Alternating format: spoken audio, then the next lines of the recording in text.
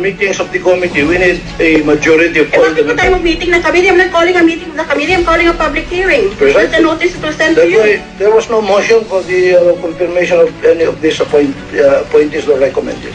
Madam Chair, may I move to suspend before we vote? You're questioning my authority. I walk out of this meeting.